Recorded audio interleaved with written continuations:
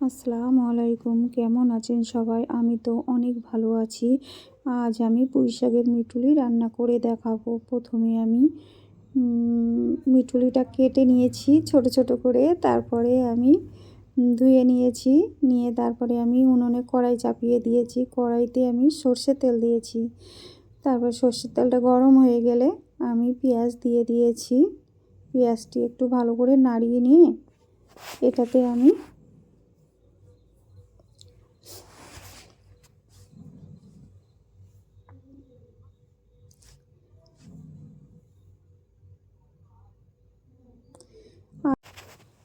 আদা রসুনের পেস্ট দিয়ে দিয়েছি পরিমাণ মতো। তারপরে আমার এখানটায় ভুল হয়ে গেছে, আমি মাছের ফুলকো দিয়ে আর মাছের ডিম দিয়ে এটা রান্না করে দেখাবো। তো সেটা ভুলে গেছি দিতে। এখানে আমি দিয়ে দিয়েছি মিঠুলি দিয়ে আর আলু দিয়েছি ছোট ছোট করে। আজ আমি এটাতে চিংড়ি মাছ দেবো না, আমি ওটা দিয়ে রান্না করব, মাছের ডিম দিয়ে।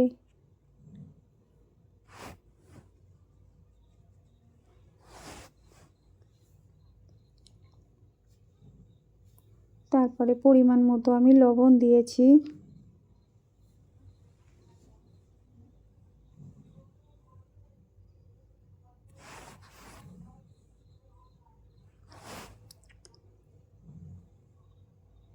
কাঁচা লঙ্কা দিয়েছি 3টা।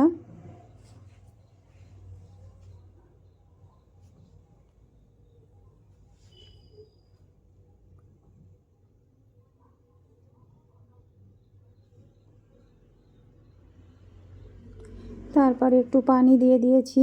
দিয়ে এটা আমি ঢাকা দিয়ে রাখবো। ঢাকা দিয়ে দিয়েছি।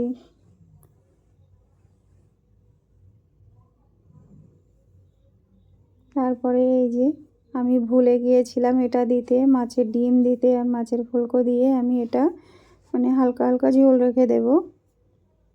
এটাতে কষার সময় আমি দিয়ে দিয়েছি, আবার একটু ঢাকা দিয়ে দিয়েছি।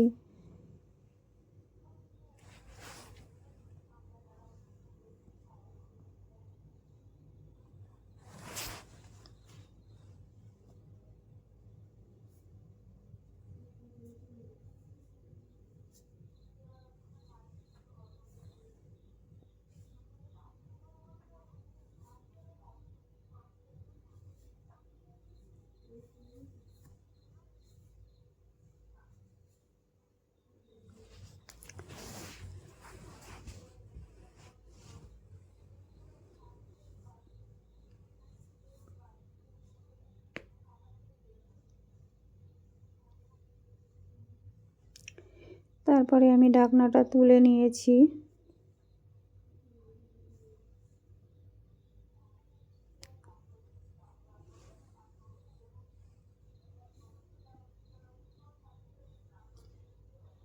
ঢাকনাটা তুলে নিয়েছি, নিয়ে তারপরে আমি হলুদ গুঁড়া দিয়েছি পরিমাণ মতো, লঙ্কা গুঁড়া দিয়েছি পরিমাণ মতো, জিরা গুঁড়া দিয়েছি পরিমাণ মতো। দিয়ে ভালো করে আমি এটা কষিয়ে নেব।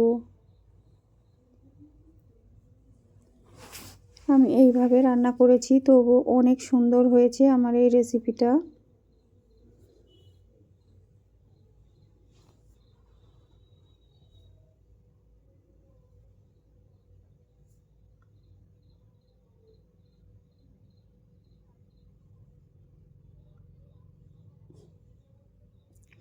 একটু বড় আছে, ওই জন্য ছোট ছোট করে দিচ্ছি খুন্তি দিয়ে।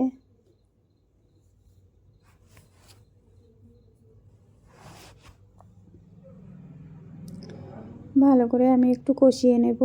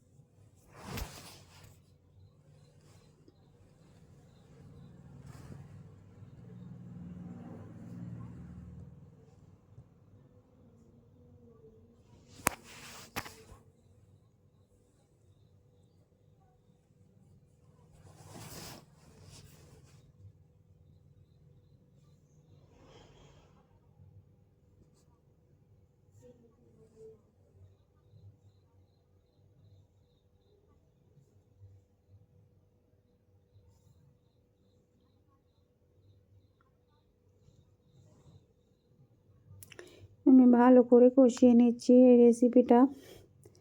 একটু পানি ছিল বলে ওই জন্য দেরি হয়ে গেল।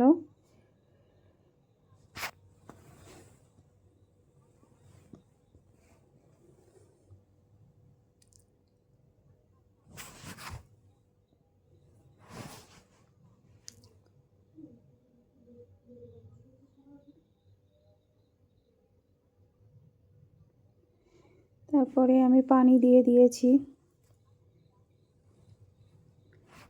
এবারে আমি ঢাকা দিয়ে দেব। আমার রেসিপিটা প্রায় হয়ে এসেছে।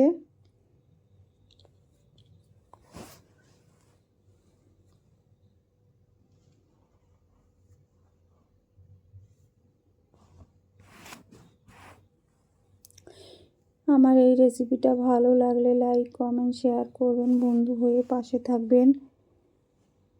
দেখুন হয়ে গেছে আমার রেসিপিটা।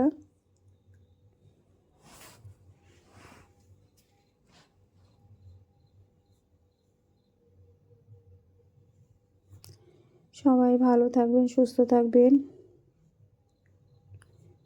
সবাইকে আল্লাহ হাফেজ।